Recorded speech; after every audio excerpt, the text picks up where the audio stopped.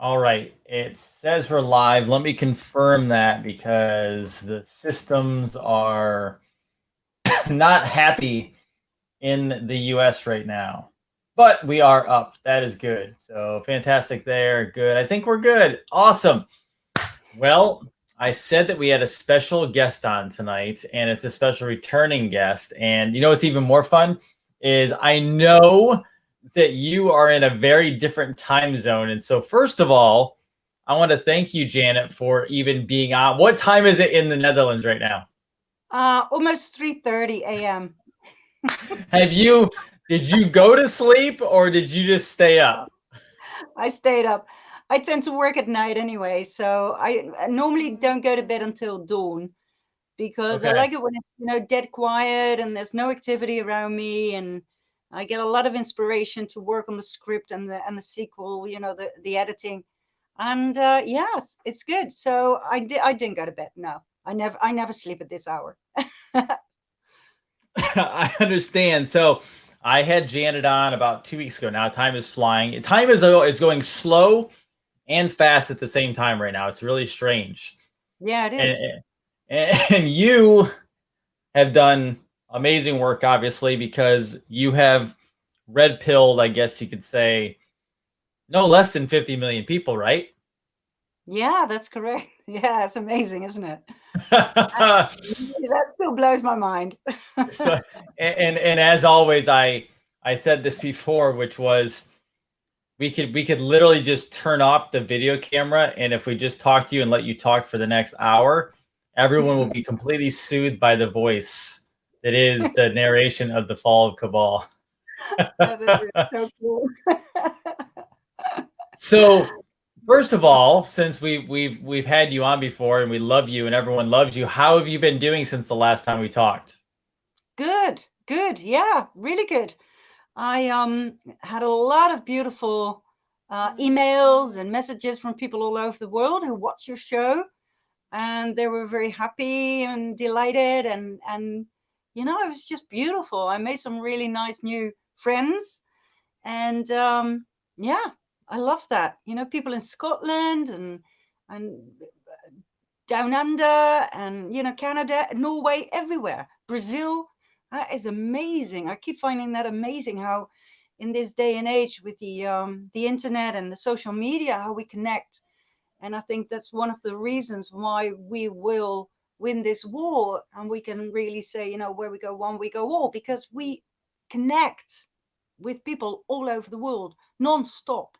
And it's amazing, the new friendship with people you've never met before, but it's intense and it's real, it's genuine, and it's beautiful. People are really there for each other, helping each other.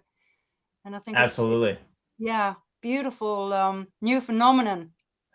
It's so funny because over in the US here, and I don't know what it's like over there. You can update us on this, but over here we have the love affair with social media, but we also have the it's done great things, but it's also horrible. And we all hate it for certain reasons. But we would not have been here. We would not be at this point, I don't think. And I agree. you would not have impacted potentially 50 million and growing people Yeah, because without social media, I mean the this is why this is happening. absolutely true. Absolutely. I think in the beginning, the Cabal created the social media um, against the people in order to oppress them, to know exactly where we are, what we do, what we eat. In the beginning, when everybody would photograph their food and share, this is my meal, very important, and but they also show the pictures of their kids and the pictures of their pets and the pictures of the whatever, and so yeah, I'm convinced that it was all done on purpose to um, spy on us, keep track of us. People are willing to share just about everything of their personal lives with complete strangers, and so that was the original goal, I think, of all the social media. But then it sort of turned it against them, and now we've taken over. We've taken over the all those you know, from Facebook to Twitter. I know they're still full on censoring, but for instance, YouTube, which is now down throughout the world today, is completely down. They kicked me off, and not just me. A lot of people who've been red pilling others are just, you know, their channels have been taken down. And we're like, well, we don't care. We'll just continue on BitChute because that is safe and it's not censored. And so goodbye, YouTube. And we just, you know, and we have the power because they are panicking. Twitter's stock market, you know, the price of their stock is just down, down, down. The same with Facebook, same with all of them. They will all go down. And I've now opened an account on Parler. Yep. And some people say, well, that, you know, that's censored as well. I don't know. I haven't seen it yet. I haven't noticed No, it it yet. isn't. It is not very user friendly, I must say. But then again, Facebook will disappear. Twitter will disappear. They will be taken down. We'll have to skip, you know, swap to a new provider, so to speak, a new channel, a new platform. So if that's Parler, if that's BitChute, I'm fine with that. If we need another one, we can collect the people to set up a new one, especially, you know, for our needs and wishes. We the people have the power because we connect and we have so much knowledge and, you know, possibilities, infinite possibilities. So we can create any platform we like. Absolutely. We don't need Sorry, and I'm going to remind everybody, if any of the video or audio freezes tonight, it is not on our end. This is all, there's something happening in the US right now with service providers. YouTube went down tonight. I don't know if it's still up, and you can search on YouTube, but if you try to play a video, it's a black screen. I tried all mine as well. So it's not, last time Janet was on, our signals were perfect. It was great. So if it is tonight, if I'm blurry, if she's blurry, if it freezes, bear with us. We'll get through it.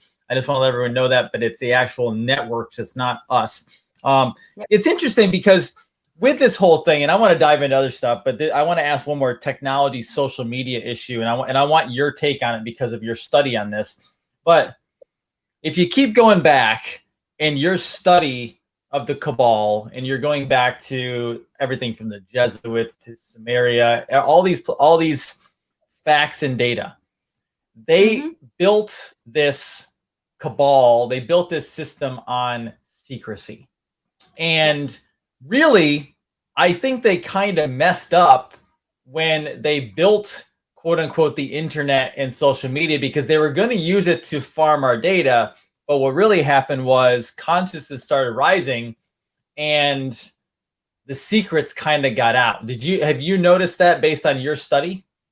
Absolutely, Jason. Absolutely. That's precisely what happened. Yeah, it was made against us and then it turned and it's now against the creator. And I'm sure they're not very happy with that at all. I'm pretty sure they're panicking because, yeah, like I said, we're all connecting. And when there's connection, when there's communication, you have power. You know, you can only create a revolution if you do it together with as many people as possible. And if you want to win a war, you have to be strategic and you have to make very strategic decisions and collect the right people at the right position, you know, so everybody knows its place. And together you can obviously combat and defeat an enemy. And that's exactly what happens with the Anons. We are millions. Now imagine that there was no internet. Imagine that there were no social media. We would never find each other. So I would just be shouting here in the woods in the east of the Netherlands, you know, in farmland, let's get together and beat the Cabal, and nobody would hear me except the bunnies and, you know, the birds and the horses. So yeah, I'm very grateful for the social media, and I just use them to whatever extent I can. I 100% agree. It makes sense. Now, we have been in complete craziness over here in the US, and I'm assuming the world, but I can't speak for everyone in other countries. But in the US, over the last week, we have been in complete chaos over, obviously, the election and what's happening and the fraud and the steal. did the next episode of The Fall of the Cabal release? Because I was having trouble getting a hold of it. So I want you to tell us about that and promo to everybody. Okay, cool. Number 4 is as good as finished. Just before we connected via this social media platform, whatever you call it, I was actually on my laptop. I'm looking at my laptop right now, and I only have to edit 3 more minutes. Add a little music, and bang, it's online. And that you're gonna love it because it is scary stuff. It is really scary stuff. We're really going into the nitty-gritty of the Cabal, and that is basically what I'm talking about is the protocols of Zion, obviously, the one that I mentioned at the end of part 3. Now we, Cynthia and I, my friend and my co-producer, we really did in-depth study of, first of all, are the protocols real? Is it a fraud? Was it, a hoax against the Jews, or was it? And we really studied going all the way back to the source text, which they say is 18th century French, but it's not. We compared everything, and it turns out the protocols, the original ones, are much, much, much older, and it goes way back, definitely into the 15th century, at least. Wow. And and then through the ages, they were used by Adam Weishaupt, and they were probably in the possession of the Rothschilds. And in the course of the ages, it was slightly adapted to the new time, the new era. So the press was incorporated, stuff like that. Universities and medicine and all that was incorporated. And then all of a sudden there was this Russian version in 1905. And that became like the biggest bestseller ever since the Bible.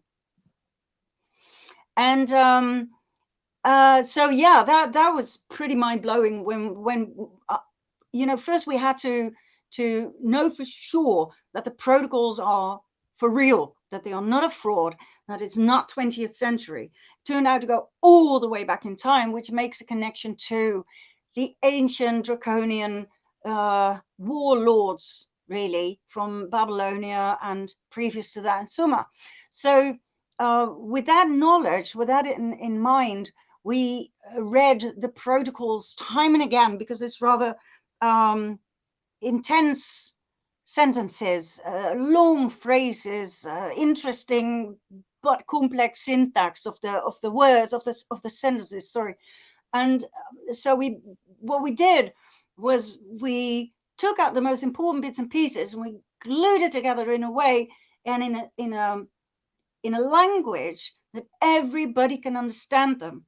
And every sentence that we use, we will show the protocol number and the paragraph number, because there's hundreds of paragraphs numbers. There's only 24 protocols, but I think there's 200 and God knows how many, almost 300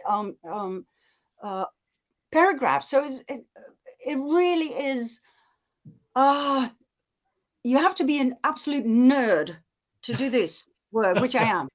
I'm an absolute nerd. I understand that. I am too. Yeah, you must be, otherwise you wouldn't be in a non like this. Right. We're all autist and yeah. So anyways, we narrowed it down to a story of 30 minutes, which shows you their evil plan in detail, right? About every facet in life, whether it is education or medicine or the press or religion. Everything is worked out in this evil master plan. And the scary thing is that even though it's an old text, all the images that we put, in the editing are from now. It is the here and now.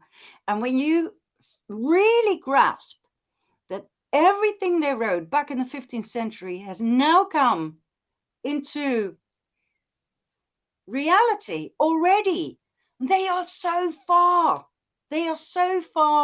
ahead with the execution of their plans.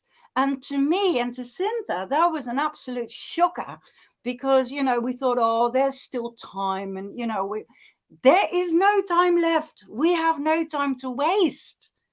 And it's really fascinating to see how they built it up. Like the other time that we did the interview, I think I said that it's evil, but it's brilliant nevertheless. And when you try to think like they do, which is not that hard, everybody has a dark side, everybody has a criminal mind.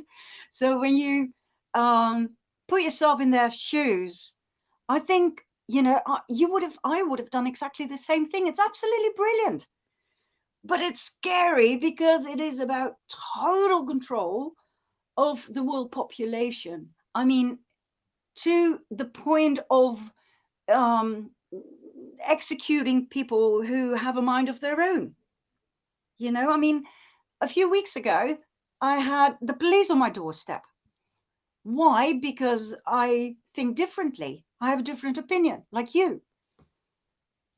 I thought, that's really not fun. No, I know, and they've been very active lately, and a lot of Anons who are prominent, like speakers or who have their own show in the Netherlands, they've all had the police on their doorstep. And basically, the one that came to my place, he was really nice. He was really, really kind, and he said, "Oh, we just want to, because you're what we call a key figure, so we want to get to know you, and do you still feel safe? Are you threatened? And all that." But an acquaintance of mine, he got somebody else on his doorstep, and a woman, police officer, and she wasn't that nice at all. And she was like, "Well, I'm here to check out if you're a threat to society because you think differently." What? Excuse me? The Netherlands, is this a police state or what? And of course the answer is no, it's not a police state. No, it's a democracy. Oh, really? Then why do I have police on my doorstep to check on me if my different opinions might be a threat to my surroundings, to the country, to the politicians? Yeah, isn't that odd? That is how far we have sunk, definitely in the Netherlands, but I think worldwide. And when I check it now with Australia, with England and France, they are really in a lot more trouble even than the Netherlands. In France, or was it Spain? What was Spain? It was Spain. You can't even go, if you want to go out, you can only go out either to go to work, which, a lot of companies are shut down, but some are not. So then you're allowed to go to your work. And the other reason is to get your groceries, and you're like allowed to go, I think, once a week. And they keep track of that. And in England, I think it's Liverpool now, they've started, with army guys, squaddies, to squaddy, yeah, we call them squaddies. I crack up when I hear different terms from different countries. It's fantastic. They've gone, they are now ready for mandatory testing, which means they put one of those thingies up your nose, right into the back of your, it's not going to go down to your throat because it's not flexible. So it goes straight up into what we call the brain-blood barrier.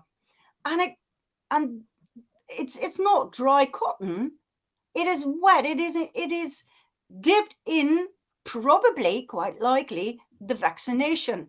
The nanoparticles are in there. So the test is quite likely the vaccination. And so now it's mandatory testing. And people are just, they don't have a say in this anymore. They will be pulled out of their homes, and then they say to each other, "Oh, you just got to do it. It's not that bad. It's not the end of the world. Just let them, it's a little test. It's no big deal." Well, it is a big deal. It is invasive. It goes against the Constitution, your constitutional rights that obviously we don't have anymore because they can just do this. Yeah, and that is bad news. Isn't it mind-blowing? Isn't it mind-blowing that people would allow themselves to have a swab stuck up their nose to the back of their sinus cavity near the brain over something that is essentially, really, I mean, it basically is no different than the common cold statistically. That's it. It's a flu. Come on. But they, it's part of this Cabal plan, and it's absolutely brilliant. It's magnificent. It's evil. It's huge. It's my goodness me. The deeper I dive into it, the more my head explodes. Wait till you see number 4. It'll be online tomorrow, I promise. And then we're going to go right on to number 5, which is going to be about the Georgia Guidestones and about the United Nations, and then about Henry Kissinger, who is, oh my God, Henry Kissinger. Oh, that's part 6. Yeah. And then we'll continue to, Gates, of course. We're going to finish Bill Gates with all the information that we found in his own papers, his own NGOs. And when you really dive into it, you can see that all they do is money laundering and drugs and probably people trafficking. It is so much more evil than I thought. It is not just about the money. It's not about just making money at the backs of people with vaccines. It is so much more impressive and evil than I thought it was. And we're talking, the money laundering is not just millions, it is billions and even trillions of money. Yep. And the Clinton Foundation, and they are worshiping something that is far more sinister and outside this realm than people can imagine. Because most people are like, well, okay, it's a political system, and these people were bad, and we've been at war forever, and this has been going on for hundreds of thousands of years. No, this is something. There's things, Janet, that I have not even said on camera because one, it's going to challenge everyone's mind, and two, this planet is not what people think it is. I agree. Totally. And I laugh at that, not because I think it's funny, but because if you tell the average person what was really going on behind the scenes, I've trickled some out, but I don't want to cause harm to people at the end of the day, and that will really, really alter mindsets. Yeah, I agree. I do think we will bring it out in the open eventually. Yep. But I think I want to stick to the script, to my script, the script of the Fall of the Cabal, the script of the sequel.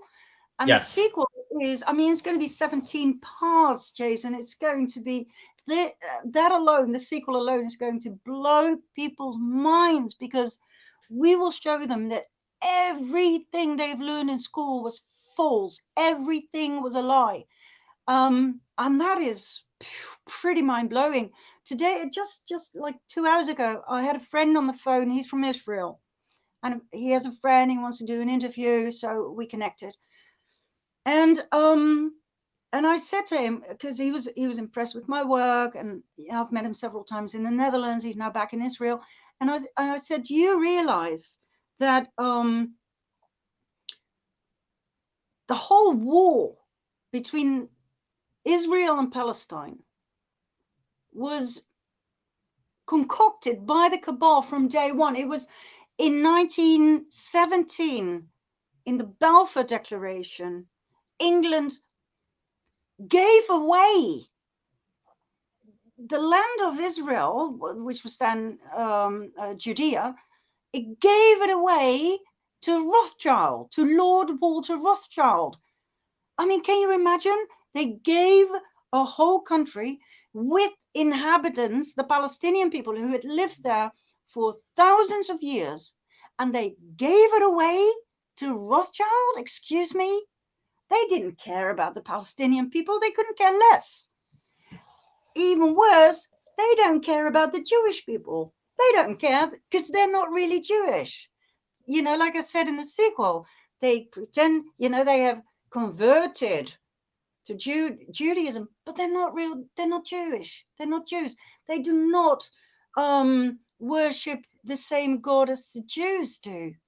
It's criminal to the actual Jews, the Israeli people. Exactly. And so for thousands of years, the Jews have been used and abused in the most horrific ways, and so many pogroms where millions were killed time and again throughout history, before medieval times, during the Middle Ages, 17th, 18th, 19th, 20th century, doesn't matter. They always were the big scapegoat for everything that went wrong. And the party behind it was the Cabal, with the Rothschilds. And they have come up with this great plan. Oh, let's just say that we're Jews. They'll never figure it out. It's like, hey, we wouldn't betray our own people. Yes, you did. Well, they're not your people. That's correct. And then, of course, people say, well, but they were doing horrific things to the Palestinian people. Well, I think we need to make a difference here. There's a big difference between the people of Israel who want peace, who don't want war, who used to be neighbors, like my friend just now, Chagai. He said, they were our neighbors. We played together. We laughed together. We had fun together. And then all of a sudden there was a fence, just a fence. And then it became a wall. And then it became guns and barbed wire. But we used to be friends. And he said, and when I meet them again and I talk to them, I feel love in my heart. They are just like us. We're not enemies. And I said to him, you're so correct. When those two countries, Israel and Palestine, when you find out that you were set up against each other back in 1917, when you were sold, given away like a piece of cloth, like nothing, a piece of garbage, when you both find out, the Palestinian and the Jewish people, there will be peace like that. And Yep. that's what I want to accomplish also with this sequel. And it will be a red thread throughout the entire sequel, the entire 17 parts. And for many parts we don't talk about it, but at the end the topic comes back again, returns again. We have to realize that the Cabal has had this divide and conquer strategy from day one, which is thousands of years ago, and they always got away with it because people weren't, they weren't woke. They were asleep. Let's just call it asleep. So they believed what they were told. And so now the whole Palestinian Israeli war is a scam. Once this info is out, they will realize, my goodness me, we have the same enemy. It was never you. It was never us. It was never about us. And then there can be peace. All we need is awareness, knowledge, understanding of what really happened. And that's what we aim to do with this documentary. And in the meantime, the Cabal is exposed. And we don't need to do much because they are digging their own graves just beautifully. In America, the whole election fraud, the mainstream media fraud. We just said, oh, Biden is the winner. Hooray, hooray. And, and people believe it. People in Europe believe it. And right now, every day, basically almost every day, we have people on the phone or in a chat or, Messenger or app or whatever, who have lost faith. They are suicidal because they think Trump really lost. And they say he was our only hope. And one of them said, I'm a sniper. I'm not going to go down on my own. I'm going to take some with me. And I'm like, no, don't, don't, stop it. It's going to be okay. This is part of the plan. This is the plan. Of course Trump would lose. Of course he would. This was thought out, years ago. It's just brilliant. The watermark in the vote ballot is just brilliant. Watch the water. I didn't get it. Nobody, I don't think many people got it. Watch the water. What's with the water? It was the watermarks in the papers. So now they can just scan them and find out that if it has a watermark, it's legit. If it doesn't, it's fraud. So they can make two piles and all the evidence is there. All the evidence is there. And, it's not rocket science. And Trump is just patiently playing golf, having a good time, He smiling. is. He is a boss. He is just so brilliant. I love that man. Now He's I have a playing question golf. for you Yeah, regarding go on. Trump. Yeah. And tie this back to the documentary if you can, obviously, because I want people to know without telling what's coming, because they have to watch it. But one of the concerns and I ask this because I'm always skeptical, and this is the most common question I get behind the scenes. In all of your studies, and I have not found this. I've seen pictures, but pictures don't mean anything unless you have information behind them. Have you ever come across anything where Donald Trump at any time or President Trump is connected to this cabal in a negative way? And I don't want to take it negative. I just want to cover all the bases because you've gone down the Israeli Protocols of Zion road, and that's where it can become a problem. And as I look at this, I truly believe that his actions over the last 4 years show that he has not been connected because he's put too many things into place that actually go against the cabal, in my opinion. I agree. I really studied it thoroughly, especially in relationship to the Protocols of Zion, because there are some paragraphs there that really gave me the chills, because I thought, oh my God, what if it's Trump all along? Oh my God, could it be? And so I'm always skeptical, and not skeptical, I'm critical. I'm a critical thinker. So I do totally I am totally open to the possibility that Trump is part of the cabal. However, so far I have found no evidence, and I'm a person who needs evidence before I will put anything out there. I'm a researcher. I want facts, not airy-fairy hypotheses. So the facts are that he caused peace in several countries. The facts are that he did not invade any country where he had no business. The facts are that he brought the troops back home. And one of the most important ones, he always protected your Second Amendment. Correct. That's one of my big basic points there. Yes, because especially now with all this study into the past with Hitler and Stalin and Lenin and the Chinese communist oppression, the first thing they did was take the people's arms away from them, so they could not protect themselves anymore from their oppressors, which in this case obviously was their own government. So all they had in common, all these dictators, all the bad guys, so to speak, had in common was they took the people's arms away. Second Amendment. And Correct. Donald Trump stood strong, and he always said, no, that is your basic right. You have the right to defend yourself. And he would never do that if he were part of the cabal. Never. Because what they need in this final plan of theirs is the total submission, which can only occur when we can no longer defend ourselves. So in that case, we would have had to give up all our guns, and he did not do that. He did the opposite, which makes me an absolute believer in the good cause and in his good intentions, and in the fact that he's what we now call a white hat.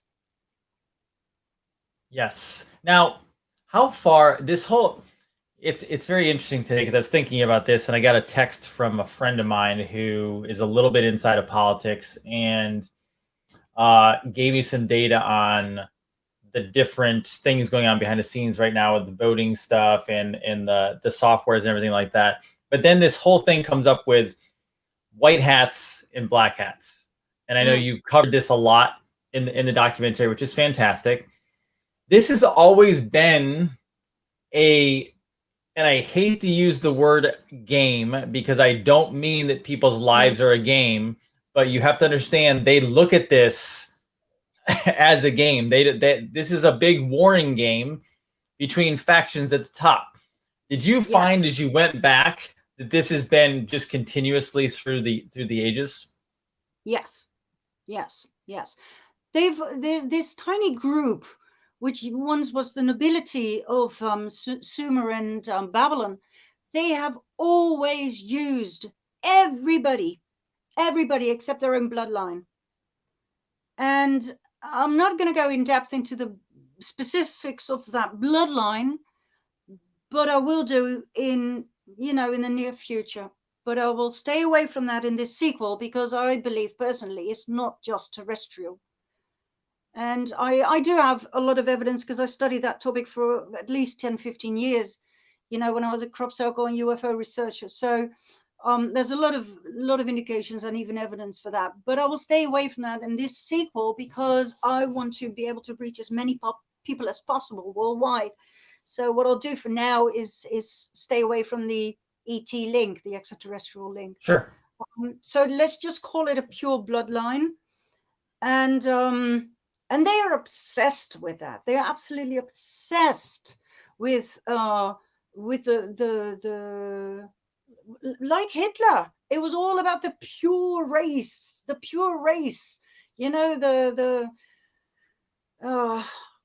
and that's where it all went wrong. Obviously, he wasn't part of it, but he had this obsession, and as being part of at least what's it called? I covered that in 3, right? Yeah, Hitler being a Rothschild, illegitimate. That's the word. Illegitimate. Okay, illegitimate. Yeah. Illegitimate ones, and we've found out over the months of research, years of research, is that the Rothschilds, the Rockefellers, all these, all the families, the 13 bloodlines that stem from ancient Sumer, they all had a lot of mistresses and, outside of their own pure bloodline.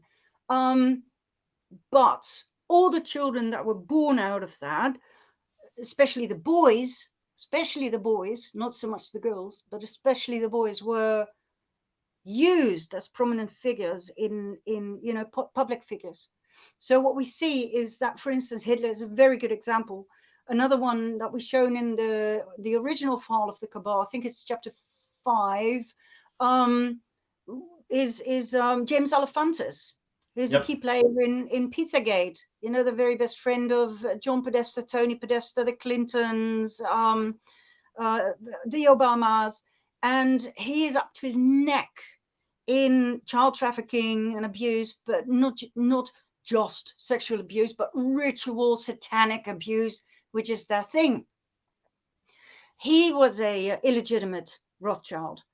And so the more we studied this, the more we found illegitimate sons who were not neglected, but used as puppets to be put forward in the limelight as public figures, be it political leaders, be it army captains, generals, to play a very important part in their divide and conquer strategy, creating wars.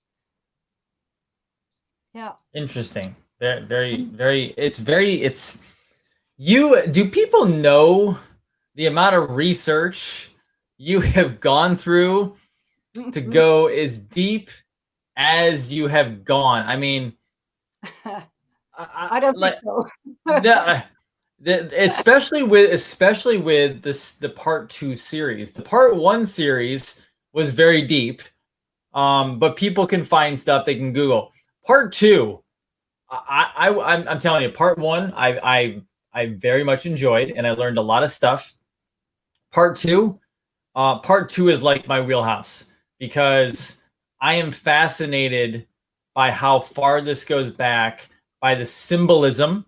Symbolism will be their downfall, and the give people a perspective of how deep you have to go when you dive back into the history of this. Wow. Right. For instance, people say, well, what are your sources about the Templars? And I'm like, everything. everything that was ever written, every film that was ever made, every documentary, everything, all the ancient scriptures that I could find, lay my hands on, everything. And the same for the Rosicrucians, and the same for the Jesuit order, and the same, So yeah, that takes years and years and years of research. I've been working on this behind the scenes, so to speak, for years. And for a long time, I didn't know if I would ever do anything with that knowledge. I was just fascinated by it. Like most children are fascinated by either dinosaurs or pirates, or the Templars, the Knights Templar. I was basically all of the above. But yeah, so I ever since I was able to read, I read everything I could find about the topic. And it wasn't until I went to France and I visited all those sites and ancient sites, where the people have been living, but also had been burnt on the stake and all that. And I realized that there were so many errors in so many books, and so many things didn't add up. And most people don't even know the difference between the Templars and the Cathars, for instance. The big difference. And when they talk about the Cathars, and they tell you basically the tales of the Knights Templar, I'm like, well, wait a minute, that's two completely separate parties here. People don't know that the Knights Templar were the Jesuit order, and the Jesuit order has always been tremendously powerful. And I can't say too much because there's a plot shift somewhere along the line. Like I always do, I love plot shifts, so I have to be careful what I say or what I don't say. But my goodness, they have been the evil of the Roman Catholic Church from day one. And I didn't know because nobody told me in school, because my teachers didn't know, because it's not in the books, it's not in the history books. Maybe it was one day and those books disappeared. I don't know. There's been so much censorship going on. That's incredible. And there's some really good researchers out there. I've read and seen the work of Freddie Silver. He's really good. I think he's a great researcher, and I met him several times in the crop circles in the early days, which was fun. So quite like Red Collie, Dr. Horace Drew. He is his dear friend, and we met in the crop circles, I don't know, 15 years ago, long time ago. And when I gave lectures in Australia, I visited him, and we traveled around, and he's a really lovely friend and a really good researcher, scientist. And when I have questions about the DNA papers that deal with COVID, I can ask him because he's a DNA scientist, So there's a lot of people who started off with crop circles are now into this kind of material as well, which is lovely. And doesn't mean we always agree on everything, but that's cool. You don't have to, he's fully into the Quetzalcoatl material. Yeah, I'm not saying that he's incorrect. I think he's spot on with that. But some of the explanations that he has for some crop circles when it comes to planetary constellations, I'm not so sure about. But he could be right. It's lovely to have a friend and colleague with whom you don't agree on everything, so you can really, keep digging deeper into stuff. Exactly. What about that? What does that mean? What does that mean? Well, if that dot would have stood there, then what constellation do you have, and what does that tell you? That's just great. It's great. And it also forces you to study and learn more, and as you both respect each other, knowing that you're both on the same path, you can either connect on a topic or not connect on a topic and go back and forth kind of on the thing, and kind of bounce it off each other, and both of you can kind of rise in consciousness, rise in learning and knowledge, which is really what it's all about. Now, I agree. as we go forward, I'm curious about something. and don't give anything away if it's in the movie. Okay. I want them to watch the documentary. But my understanding is that the Cabal may not actually go away per se, because I don't believe we're going to live in a utopian world the rest of our lives, and it's just going to be super easy and everything's given to us, because that doesn't work either.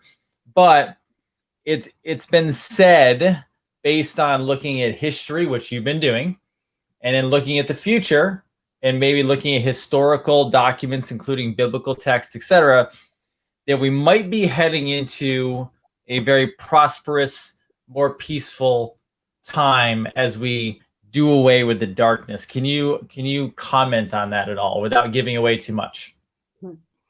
I'm convinced that we're going to have a beautiful future ahead of us, that something as beautiful is unfolding before our eyes, and we don't see it yet because all the nasty stuff still has to, be dealt with and got rid of. But yes, many people say, oh, we're going to move from 3D to 5D. And I don't know what that means. It sounds really cool, but I don't know. I love your honesty. I just because I've studied that a little bit, and this is how you know you're on the path of truth, when there's certain things you're just like hardcore on, and then there's certain things you're like, I'm not saying it's wrong, but I don't get it, and I really haven't studied, because I do the same thing you just did. Like, yeah, because people ask me all the time. I'm sure they ask you all the time, like, what do you think about blah blah blah? And I'm like, yeah, I've heard of it, but like, I don't know enough about it. Exactly. Yeah, exactly. I don't even understand 3D reality, let alone 5D. I don't get the concept of time. I always get it wrong. I was ready for this interview an hour ago, and I was like, oh, brother, mix it up again.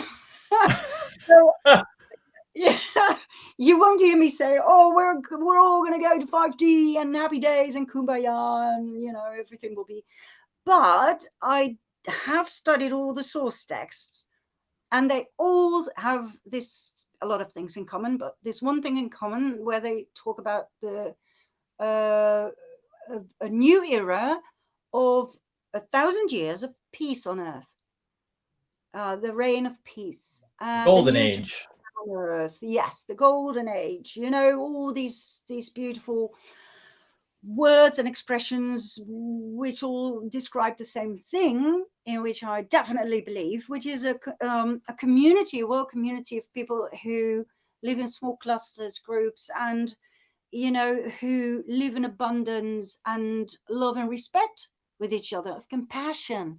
I truly believe in what Jesus taught humanity about love, unconditional love, not just love, but unconditional love, and respect for each other, and compassion, and joy, and the willingness to share. And it's not that hard. I have a few very, very dear, lovely, good friends here in the Netherlands, and when I'm with them, it's easy. It is effortless. That's how we live, because it's natural. And when I have something, like a beautiful, I don't know, a drink or something to eat, and we're together, then you want to share. You want to share because it makes you feel good, because you're together and they are your friends and they share. It's not like, oh, I need to share now. No, it's effortless. It comes from, it's automatic. So I truly believe that being the new state of the new state of being, the new status quo. I don't know how to express it, but yeah, and it's more and more people that I meet who are ready for that kind of society. And there's more and more young people, people in their 20s and 30s who suddenly approach us with questions, with remarks, with theories, with ideas, and it's beautiful. And that didn't happen years ago, didn't, and so this group is this society of tomorrow, of the future, of the very near future, is growing rapidly. And where I live, we friends of mine, and I'm involved in that project. We have what we call the New Earth, which is several hectare acres, I think you would call it, of land. Beautiful natural environment, and we work there to, to create a new environment of living together in yurts, these beautiful Mongolian tents, or in teepees, or in earth tiny houses, and it's beautiful. We grow our own crop, and we have fruit trees and pigs and horses and sheep and chickens, and everything runs around free. And the chickens are, they live with the cows and with with the dogs, and you don't have to guard it off of fences or anything, well, except for the pigs, because they eat everything. But it's beautiful. And I really believe that is a way of living for tomorrow. And people just come by and they, there's, what is this place? It's beautiful. I saw it in, there's an article in the paper. Can I have a look? And we're like, yeah, sure, come on in. Do you have a question? You want to see it? Do you want to taste the fruits? And we do workshops there about, eating of the land. You can just eat just about everything that grows, whether it be mushrooms or herbs, and then we cook together in the open air, or we sleep under the stars, and it's magnificent. And we see UFOs all the time. And I really know what I'm talking about, because Horace Drew knows about this, Red Collie, because we've done so many night watches back, in the old days in Wiltshire. My God, thousands of nights on the hilltops, just so I know every light in the sky, and I know where the planets are, and I know what a helicopter looks like, I know what a plane looks like, I know what a satellite looks like, and these are not satellites, and only yesterday, I just told you, only yesterday, a big craft just flew over my house here. It's just amazing. So you can't bring this up without talking about this, because everyone wants to know. So tell us what you saw. Tell us what you saw, and then give us a little background on what you've studied for 15 years, because people are fascinated by this, and it does have to do with your work that you're doing right now. But we don't have to go into that for the movie. Yeah, it is connected. I didn't think so at first, but it is all connected, which makes me so excited. Okay, what did I see? I saw first of all, this is always a great sign when you suddenly feel the urge to look up, like they're guiding you. All of a sudden, you're like, that's weird. That's different than, let's have a look at the stars. Oh, it's a beautiful night. No, this was like whoosh, and it was big. And it was as bright as Venus or Mars, but it wasn't as red as Mars. It was more milky white, but it started off as like an oval, like a cigar, but all bright, as high up in the sky as, well, it looked like, one of the bigger constellations, like what is up there right now? It's Ursus Major, Grote Beer. That kind of stars. And so it was big and high, and then it's shape shifted, so it became like two parts. And I was there with a 13-year-old, sorry, and she was like, oh, it's two parts, but it was one part, so we saw exactly the same thing. And so that was brilliant, and her eyes are much better than mine. So I said, what do you see? And she described exactly what I saw, and then it faded to just a very tiny little, like a satellite, but it was fast. It was pretty fast, but it was big when I started off, and we've had several over the house, several. So that was beautiful. That's a beautiful sign. And what I did 27 years ago, I think it is now, I entered my first crop circle in the Netherlands, and I was very skeptical. I thought they were all man-made, and but there were some things that that I found interesting. And one of the things was that all the mind activity, all the thoughts, all the rattling that goes on all day in the background, was completely quiet. Everything went quiet. So I experienced inner peace that I've never ever felt before, and I was just so happy. And I didn't understand why. So the next year I went to Wiltshire, southern England, where a lot of these things occur, and it just blew my mind. And already at that time, and this was like I said, 25, 26 years ago, there was just heaps of report, scientific evidence about this thing not being man-made, at least the majority not being man-made, but by some kind of a plasma energy form.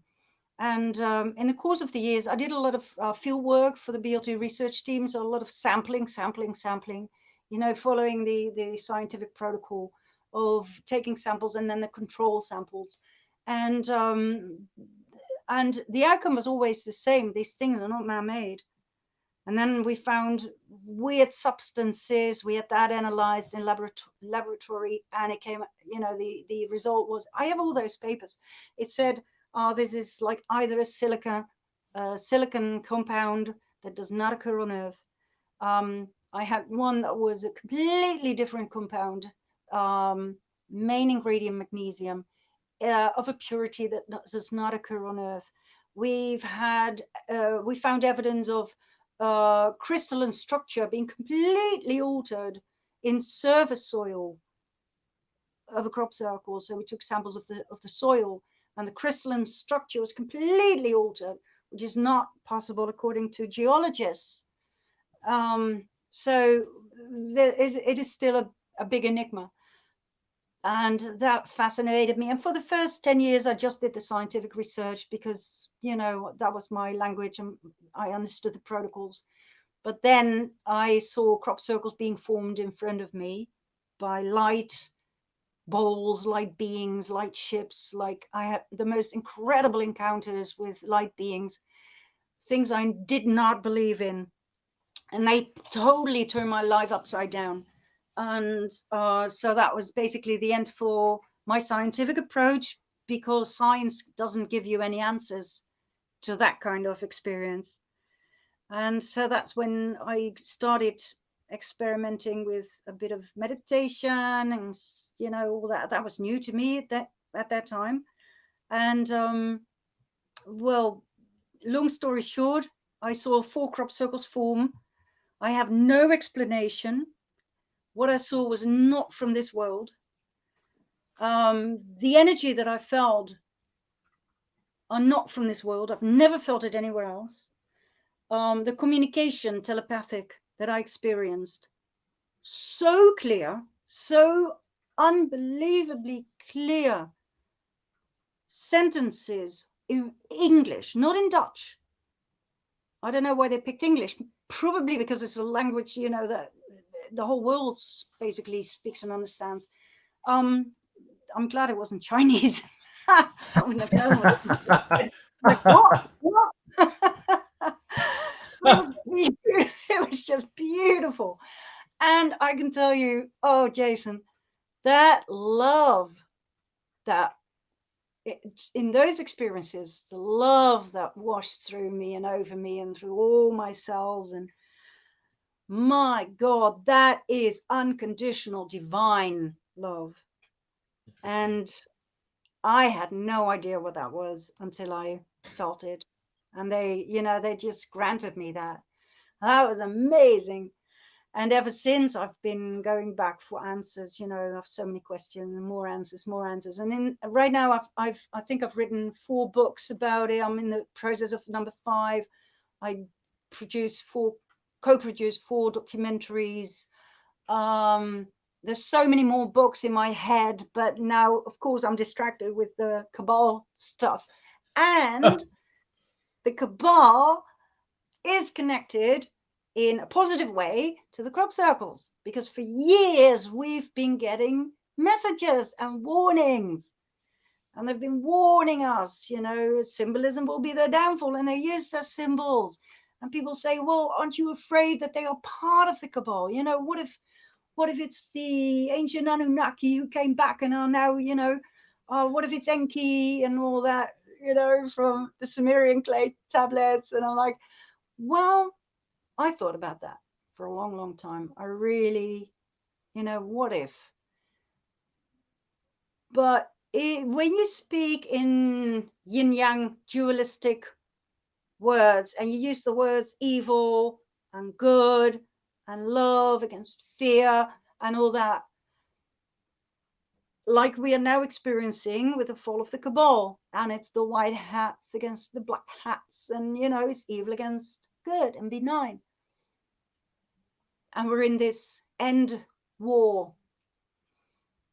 That is something that I can, if I think of the crop circles in that way, are they good or are they evil? What I experienced in the crop circles was beautiful. It was benign. It was loving. It was joyful. I had the best time of my life in those formations in the fields. I've had the most exquisite experiences. I met the most beautiful people. And the crop circles bring out the worst in you as well. They bring out the best in you, and they bring out the worst in you, just like the end days now with the Cabal.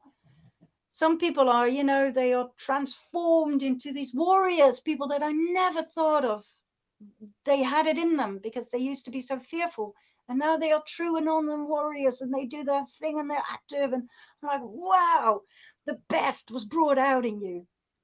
And in some people, it brings out the worst. And it's the same with the crop circles.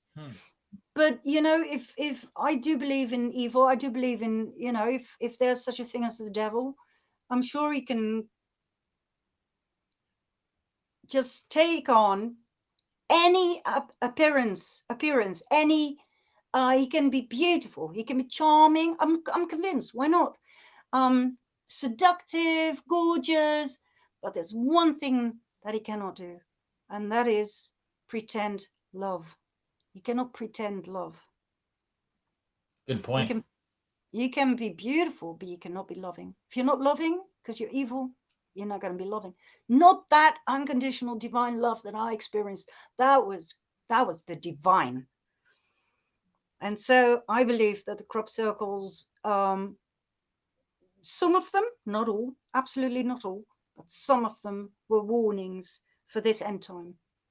And that's going to be in part 16 of the sequel. Beautifully stated. I can't wait to edit that. That's going to be my most favorite part. Well, that is a... Yeah, go ahead. No, go ahead. I was going to say that brings 30 years of research together. Yeah. Beautifully stated. So I'm going to let you get sleep because you're up in the middle of the night and you just keep on giving and giving and giving back, and we appreciate it. I'm going to show this again. You let them know when does, this is part 3 of 2. When does part 4 drop again? Tomorrow night, my time. So give me 20 hours, 15 hours. Beautiful. It's only 3 more minutes of editing. The final 3 minutes of a 30 minutes part, half an hour. And then, the final bits and pieces and music. And that's it. And then it takes about 2 hours to upload. So I'm very pleased with the outcome. I'm so proud. I'm just if it's anywhere remotely close to what you've already done, it's going to be off the charts tremendous. So we are thrilled, and see, this is the real issue for you in the future. When the Cabal stuff is over, you now have to create new stuff for the new world because they've gotten so used to your voice, the voice can't go away. That's sweet. That's sweet. I don't know what I'm going to do then. Probably rewrite history books, especially for children. That would be a blast. That would be so much fun. Yeah. But we still have a way ahead of us, but I have full faith, and we're going to go full throttle, and we're going to win this. And it's been a joy and a pleasure again to be on your show, Jason. Thank you. I love You you are all. welcome back. Thank you. Thank you for everything you've done. You changed the whole world. So you are allowed back anytime you would like. Thank you so much. You're welcome. Please take care of yourselves. Stay safe out there in the Netherlands. I know it's very different than what's going on here, and we will do our best along with you guys keeping focus on it. We will do our best to I don't want to say rescue the world, but I think everyone knows what I mean by that, and the fact that we can't fall here or everyone falls. And so we will do our best to help everybody out. You guys just stay positive and we'll do it. But thank you again for all that you've done. You're a truly amazing human being. Thank you so much. And your lovely producer off screen. Thank you. You're welcome. There you go. The one and only lovely Cynthia Cooter. Woo! Fantastic. Thank you both for best. We are a team. Oh my goodness. Yeah, really. Awesome. Seriously. And we have so much fun in the process, which is so important because otherwise this drives you mad. Beautiful. Thank you both for everything you do. Get some rest. This is Jan Ossebaard, Fall of the Cabal. Dr. Jason Dean, Revolution Network. Thank you all for being with us and wish her well and spread this far and wide. And yes, this video afterwards, because YouTube is so screwy, this will be on YouTube. This will be on my page. It will be on the network page. It'll be on BitChute. It's going to be on Rumble. It will be on Parler. And then I'll also push it out to the new one, which is like Library. So we will get this out to everywhere, okay? Yay! Woo! Take care of yourselves. Yes, be well. Bye. Have a wonderful day. Bye-bye.